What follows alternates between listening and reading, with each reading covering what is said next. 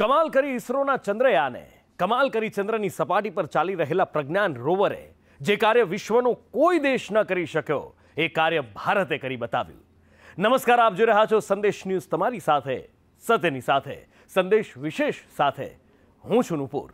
પહેલા દક્ષિણ ધ્રુવ પર સોફ્ટ લેન્ડિંગ કર્યું અને હવે ચંદ્ર પર માનવ જીવન શક્ય છે કે નહીં એ દિશામાં મહત્વની માહિતી મેળવવાનું કામ ભારતનું ચંદ્રયાન મિશન કરી રહ્યું છે. ચંદ્રયાનના પ્રજ્ઞાન રોવરે દક્ષિણ ધ્રુવ પર ઓક્સિજન શોધી નાખ્યો છે અને કમાલ કરી નાખી છે. આ સાથે જ વાત કરવી છે ભારતના એ બીજા મિશનની જેના પર આખા વિશ્વની નજર છે. ચંદ્ર પર જીત બાદ હવે રવિને નમસ્કાર કરવાની ભારતે તૈયારીઓ કરી લીધી છે.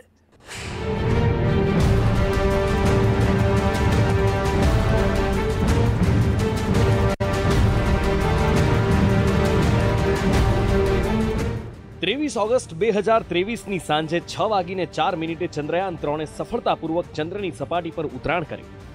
14 જુલાઈ 2023થી ચંદ્રયાનના લોન્ચિંગથી લઈ તેની એક ગતિવિધિ પર ઇસરોના વૈજ્ઞાનિકોએ નજર રાખી.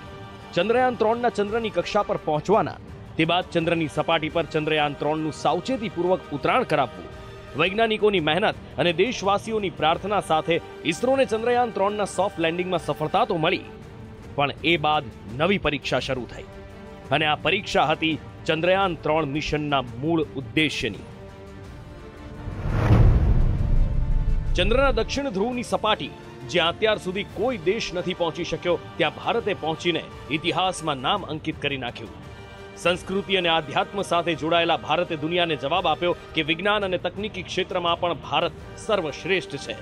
હવે સમગ્ર વિશ્વના દેશો, નાસા જેવી સંસ્થા અનેક સવાલો સાથે દેશ સામે નજર લગાવીને બેઠું કે ભારતે મિશનને તો સફળતાપૂર્વક પાર પાડ્યું, હવે તે તેના ઉદ્દેશ પર કેટલું સફળ નીવડે છે.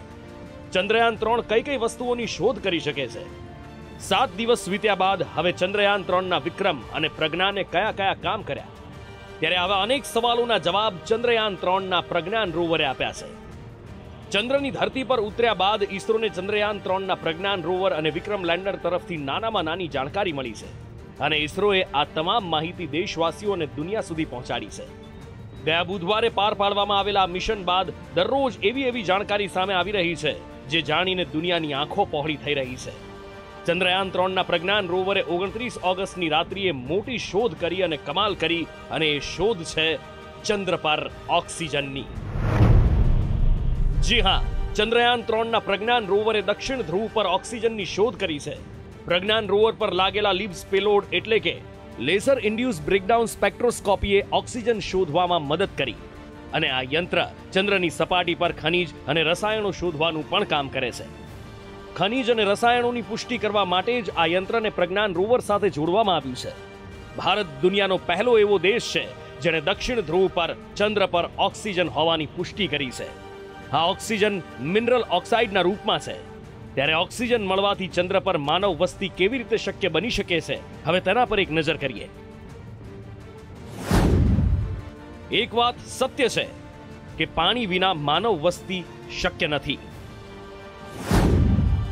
ચંદ્રયાન 3એ ઓક્સિજનની શોધ કરી છે. ત્યારે આ ઓક્સિજન મિનરલ ઓક્સાઇડના રૂપમાં છે.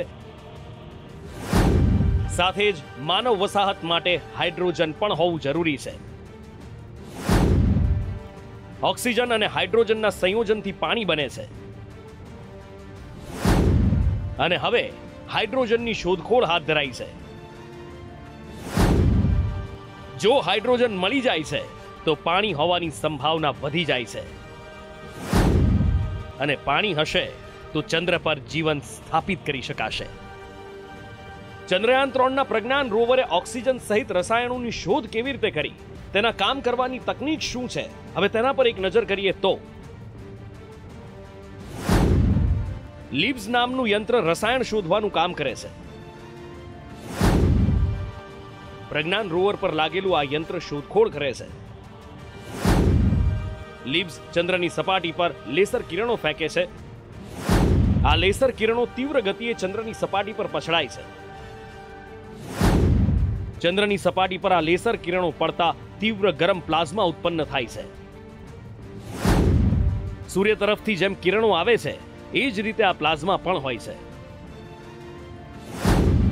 પ્લાઝમામાંથી જે કિરણો નીકળે છે તેમાંથી જાણકારી મળે છે. સપાટી પરના કિરણોના આધારે ખનિજની માહિતી મળે છે. ન માત્ર ઓક્સિજન, પણ ચંદ્રની સપાટી પર સલ્ફર, એલ્યુમિનિયમ, કેલ્શિયમ, લોખંડ, ક્રોમિયમ, ટાઇટેનિયમ, મેંગનીઝ અને સિલિકોન જેવી ધાતુઓ હોવાની પુષ્ટિ પ્રજ્ઞાન રોવરે કરી છે. ઓક્સિજનની શોધ થઈ છે અને જો હાઇડ્રોજન મળી જાય તો પાણી હોવાની શક્યતા વધી જાય છે, જેથી માનવ જીવન સ્થાપિત કરવાની સંભાવના વધે છે. આ સાથે જ અન્ય ધાતુઓ પણ મળી છે. તેની શોધ ન માત્ર ભારત પણ સમગ્ર વિશ્વ માટે ખૂબ ઉપયોગી સાબિત થઈ શકે છે. ત્યારે કયા પ્રકારની ધાતુ મળી છે અને એ ધાતુનું કામ શું હોય છે, આ ધાતુ કઈ રીતે ઉપયોગી છે, તેને પણ હવે સમજવાનો પ્રયત્ન કરીએ. ચંદ્ર પરથી સલ્ફર મળી આવ્યું છે, જે પીળા રંગનું રસાયણ હોય છે. આ સલ્ફર પાણીમાં નથી ભળતું. સાથે જ સોનું, પ્લેટિનમને છોડીને દરેક ધાતુ પર તે અસર કરે છે. એસિડ, ફર્ટિલાઇઝર, કાર બેટરી, તેલ રિફાઇનરીમાં તેનો ઉપયોગ થાય છે. ચંદ્રની સપાટી પર મોટા પ્રમાણમાં એલ્યુમિનિયમનો જથ્થો પણ છે. આ એલ્યુમિનિયમ વજનમાં હળવું હોય છે પણ મજબૂત હોય છે. માનવ વસ્તી માટે એલ્યુમિનિયમ ખૂબ જ ઉપયોગી છે. એલ્યુમિનિયમ ફોસ્ફેટની મદદથી કાચ બને છે. સિરામિક, પેપર પ્રોડક્ટ, ધાતુની પ્લેટ બનાવવામાં તે ઉપયોગી બને છે. ચંદ્રની સપાટી પરથી મળેલું કેલ્શિયમ મેડિકલ પ્રોડક્ટ બનાવવામાં ખૂબ ઉપયોગી છે. કેલ્શિયમ કાર્બોનેટની મદદથી સિમેન્ટ બનાવી શકાય છે. ખાદ્ય પદાર્થ, દવા, સાબુ સહિતની વસ્તુઓ પણ બનાવી શકાય છે. માનવ જીવન માટે સૌથી ઉપયોગી છે લોખંડ. દરેક ક્ષેત્રે, દરેક જગ્યાએ લોખંડનો ઉપયોગ થાય છે. મકાન, ઇમારતો, વાહન, વિમાન, યુદ્ધના સાધનો બધે જ લોખંડ ઉપયોગી છે. આ તમામ પ્રકારની ધાતુઓ અને રસાયણ માનવ માટે ખૂબ ઉપયોગી છે. ચંદ્રયાન 3 જે વસ્તુઓની શોધ કરી છે અથવા તો કરી રહ્યું છે, એ ભારત માટે, દુનિયાના દેશો માટે ખૂબ મહત્વની સાબિત થવાની છે. ચંદ્રયાન 3ના પ્રજ્ઞાન રોવરે ન માત્ર ખનિજ અને રસાયણની શોધ કરી છે, પણ ચંદ્રની સપાટી પર તાપમાન પણ માપ્યું છે. પ્રજ્ઞાન રોવરે લેન્ડરને જે તાપમાનનો ડેટા મોકલ્યો હતો, તેના આધારે 27 ઓગસ્ટે ઇસરોએ ચંદ્રની સપાટી પરના તાપમાનની માહિતી ગ્રાફના આધારે શેર કરી હતી. ચંદ્રયાન 3એ ચંદ્રની સપાટી પર 8 સેન્ટીમીટરની અંદર તાપમાનનું અધ્યયન કર્યું હતું અને ચંદ્રની સપાટી પર તાપમાન 50 ડિગ્રી નોંધાયું હતું. 8 સેન્ટીમીટરના ઊંડાણમાં તાપમાન -10 ડિગ્રી નોંધાયું હતું. ચંદ્રયાન 3ના પ્રજ્ઞાન રોવર માટે આ શોધખોળ કરવી સરળ નથી રહી. ચંદ્રની સપાટી ઉબડ ખાબડ છે અને પ્રજ્ઞાનને હલનચલન કરવી ખૂબ મુશ્કેલ પડી રહી છે. પ્રજ્ઞાનની આગળ 4 મીટરના વ્યાસવાળો ઊંડો ખાડો હતો. આ ખાડો માત્ર 3 મીટરના અંતર પર જ હતો. માર્ગમાં ખાડો હોવાથી પ્રજ્ઞાનને અન્ય રસ્તા પરથી જવાનો નિર્દેશ આપવામાં આવ્યો અને ચંદ્રની દક્ષિણ ધ્રુવની સપાટી પર આવેલા ઊંડા ખાડા, જ્યાં સૂર્યના કિરણો પહોંચી શકતા નથી. ચંદ્રયાન 3માંથી મળનારો ડેટા ઇસરો માટે તો ઉપયોગી છે જ, પણ વિશ્વના દેશો પણ તેના પર નજર રાખીને બેઠા છે. તેના પર સ્પેસ વૈજ્ઞાનિક ટીવી વેંકટેશ્વરે માહિતી આપતા કહ્યું કે orbiters like Chandrayaan-1, Chandrayaan-2 and American orbiters, okay, I have done remote sensing and I have mapped the minerals on the surface of moon. Okay, so but it is a remote sensing taken from roughly about 100 kilometers away. You need to land on the moon at least in few places, look for this data and see whether this data matches with the remote sensing data. If they match, then our confidence on the remote sensing data will become very high. So, Pragyan રોવરે વિક્રમ લેન્ડરની નવી તસવીર લીધી હતી. રોવરમાં લાગેલા navigation કેમેરાની મદદથી આ તસવીર લેવામાં આવી હતી. ઇસરોએ આ તસવીર શેર કરતા લખ્યું હતું, સ્માઇલ પ્લીઝ. આ તસવીર થકી નવી માહિતી લોકોને શેર પણ કરી હતી. ચંદ્રયાન 3 મિશન સફળતાપૂર્વક પાર પાડવામાં આવ્યું. પ્રજ્ઞાન રોવર અને વિક્રમ લેન્ડર તેમના ઉદ્દેશ અંતર્ગત શોધખોળ કરી રહ્યા છે. અને આ બધા વચ્ચે ભારતના બીજા મિશને આખી દુનિયાનું ધ્યાન ખેંચ્યું છે. અને જનતાએ તો આ મિશનને સૂર્યયાન નામ પણ આપી દીધું છે. ત્યારે હવે વાત કરીએ 2 સપ્ટેમ્બરે લોન્ચ થનારા આ મિશન આદિત્ય L1ની.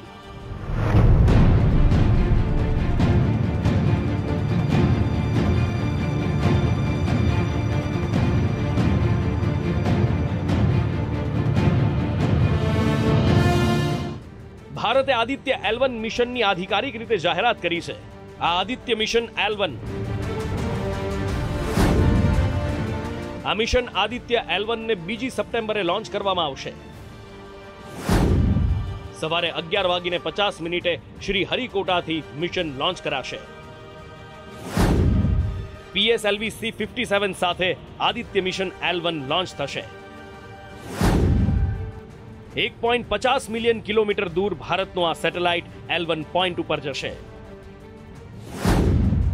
અને L1 પોઈન્ટ પર પહોંચતા તેને લગભગ 100 થી 120 દિવસનો સમય લાગશે. Yeah, so the Aditya L1 mission is going to be launched on 2nd of September at 11:50 a.m. from Sriharikota. And this is going to be launched on the PSLV C-57 launcher. So the L1 point is at 1.5 million kilometers away. So it will take about 100 to 120 days to reach the point. Aditya mission L1 નો satellite પૃથ્વીની કક્ષામાં પહેલા ચક્કર લગાવશે. ધીમે ધીમે પોતાની કક્ષા બાદ L1 તરફ જશે અને L1 પોઈન્ટ ખૂબ દૂર હોવાથી આદિત્ય L1 ને પહોંચતા લગભગ 4 મહિનાનો સમય લાગશે. આદિત્ય L1 સૂર્યથી એક નિશ્ચિત અંતર પર તૈનાત થશે અને ત્યાંથી તે સૂર્યનું અધ્યયન કરશે. આ મિશનથી પણ ઇસરોને ઘણી બધી આશા છે. સૂર્યની સપાટી પર તાપમાન 5500 ડિગ્રી સેલ્સિયસ રહે છે અને તેના કેન્દ્રનું મહત્તમ તાપમાન 1.5 કરોડ ડિગ્રી સેલ્સિયસ હોય છે. અહીં અંતરિક્ષયાન કે સ્પેસક્રાફ્ટનું પહોંચવું શક્ય નથી. ધરતી પર મનુષ્યએ બનાવેલી વસ્તુ આ ગરમી સહન ન કરી શકે સ્વાભાવિક છે. માટે આદિત્ય L1 ને સૂર્યના એટલા અંતરે રાખવામાં આવશે જ્યાં તેને સૂર્યની ગરમીથી નુકસાન ન થાય. આદિત્ય L1 નો ઉદ્દેશ્ય શું છે? હવે જો તેની વાત કરીએ તો આદિત્ય L1 સૂર્યમાંથી નીકળનારા કિરણો ગરમ હવાનો અભ્યાસ કરશે. સૌર વાયુમંડળને સમજવાનો પ્રયત્ન કરશે. સૌર હવાઓના વિભાજન, તાપમાનનો અભ્યાસ કરશે. સૌર તોફાનોની ધરતી પર શું અસર થાય છે તેનો પણ અભ્યાસ કરશે. પહેલા ચંદ્રયાન 3 અને હવે આદિત્ય L1. આ બંને મિશન થકી આજે આખી દુનિયા ભારતની અવકાશ ક્રાંતિની સાક્ષી બની રહી છે. ભારત એવી શોધ કરવા જઈ રહ્યું છે જે આગામી ભવિષ્યમાં ન માત્ર ભારતના લોકો માટે પણ માનવ જાત માટે ઉપયોગી સાબિત થવાની છે. બ્યુરો રિપોર્ટ, સંદેશ ન્યૂઝ.